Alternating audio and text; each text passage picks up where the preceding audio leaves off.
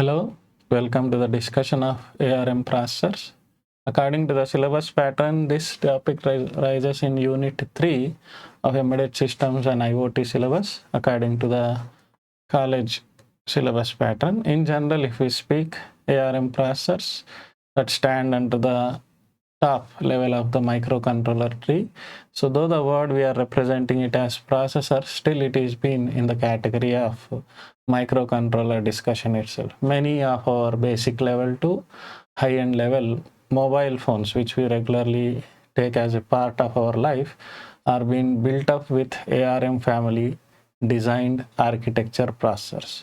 So if we look over this arrangement, in continuation, we would like to see what we would like to focus in the discussion with ARM processors. Simple design philosophy. What's the full form of ARM? Where does this RISC and CISC compete with each other? Different types of ARM processors, most popular ARM processors, nomenclature of ARM processors, its internal design, then its operating features, then its programming set. In the discussion with continuation, we can look over a first point to analyze, saying like, why do we shift from one processor to other processor? Maybe in earlier discussions we have spoke about 8051 microcontroller, we have spoken about MSP 430 processor. Somewhere all the processors have their own provenance. The most important requirement will be the design requirement, design enhancement, design modification with respect to the processors. It doesn't seem like we are degrading any other earlier processor. We are saying like something is improved in the current processors compared to the earlier design. If I would say the same example, somewhere we have earlier spoken about, saying like 8051 is most popular microcontroller in the market. Still it is being used for educational purposes and model project experiments. What is the thing we don't find in 8051 stands like if we want to interface any analog device directly, we can't go with 8051 connection. We need to have an A to D converter in between the analog device and 8051 microcontroller. Later, some versions like MSP, they have some inbuilt ADCs within the architecture itself. So this simple enhancement leads to the change of one version of controller to other version of controller. Maybe we can say, if we say 8051 had 4 KB of internal RAM, the next version of the same family, Intel 8052, has some around 8 KB of RAM. So these are some enhancements in the features. These are some design requirements that make us to shift from one microcontroller to other microcontroller. That makes us to select a prominent microcontroller for our discussion. Few design requirements highlighted here goes like low power management to improve the efficiency, reliability, lifetime of the particular microcontroller, and to utilize these processors in every basic to high level applications. So with this regard, we see what do we have with respect to ARM processors in our discussion. We can just focus like this. ARM stands, actually earlier names would have been represented as Acorn RISC machine. Now actually it stands for Advanced RISC Machine, developed around 1990s. And whenever we have the word called mobile phone, cell phone, a wireless phone, whenever we had to utilize some processor design, brain design of that particular mobile phone or cell phone, the major prominent brain of that device would have been an ARM processor microcontroller. It comes under various versions available, saying like 16-bit, 32-bit, or the latest one is running around 64-bit. So a general design philosophy, it stands like this. All the ARM processors are running under RISC architectures. What could we just speak about RISC architecture is being represented in a simple picture here. RISC stands for Reduced Instruction Set Computer. This word is obtained with in comparison for CISC, Complex Instruction Set Computer. The representations here doesn't have a straight meaning like instructions are more or instructions are complex. No, the complexity is measured here to the usage of execution. how the execution is done. Is it done in a difficult way or it is done in a simpler way? A simple prediction is shown in the image here. If the complexity is forced on processor side, definitely it will consume more number of cycles for execution of any instruction. If the processor is provided directly the task of instruction execution instead of making certain decisions which could already be done through some intelligent compiler, like I could use a name called interpreter. Many of our Java environment devices, many of our Python based devices, they are using the compilers based on interpreters. What are they doing is they are reducing the risk to the processor section. In the ALU section, totally it is concentrating on execution. For example, if we are using some jump statement or some comparison statement in processor execution or instruction execution, what will be the result after a compare statement or a jump statement? It will be dependent on the earlier statement for jump and next statement for compare.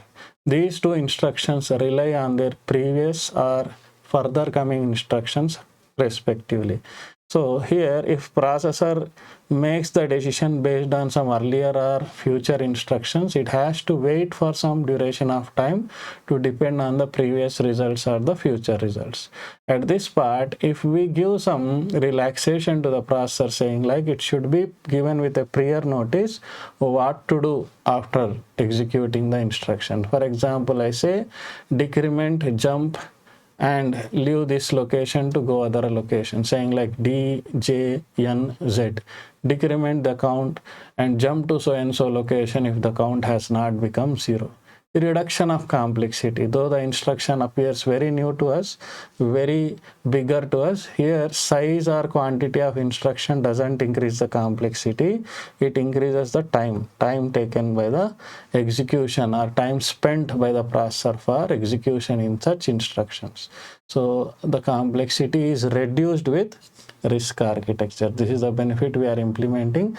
And what is another benefit that directly implants on RISC architecture is pipelining. If we reduce the time consumed for execution of instructions, we can execute more instructions in few clock cycles. If CISC architecture is taking multiple clock cycles for one instruction, RISC architecture works out multiple instructions in one clock cycle. What happens because of this is more instructions can be streamlined. And this streamlining is given with a good name here as pipelining. These are some of the benefits that we provide with RISC architecture. Another such very important issue or a very important tool we provide with RISC architectures is scoreboarding. If we pipeline the instructions, by chance we have to skip our instructions for some interrupt operations or for some subroutines we have called, at that time we can preserve our instructions and leave for the new addresses. While preserving our older instructions, we will be putting the score to what level the instructions have been executed. Have they been fetched? Have they been executed? Or they are still in fetch condition? Or they are entering into the processor condition? Which section they have stopped their operation, we can note, and based on that we can prioritize the instruction operation. This facility makes RISC superior over CISC operations.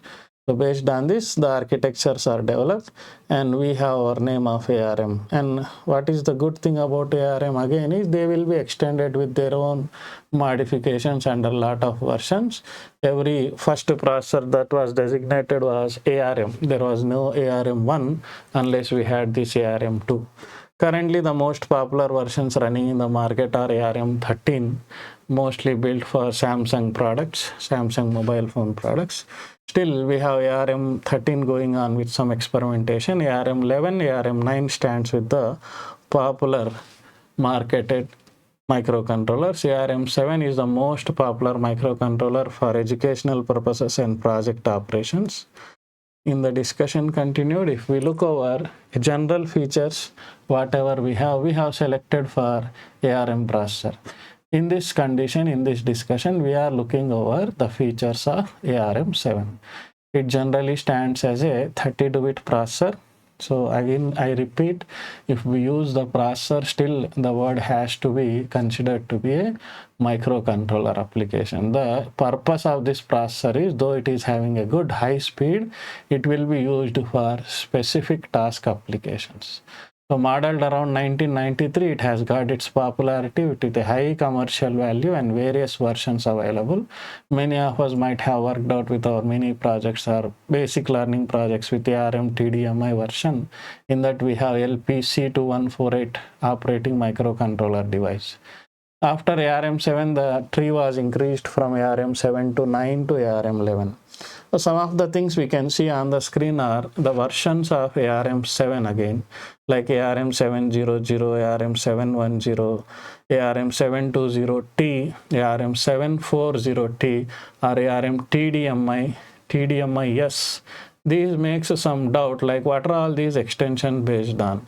We have a clarity on this, saying like these are all been provided through a nomenclature of ARM family, saying like any ARM architecture, controller or processor will be designated with all these features arranged.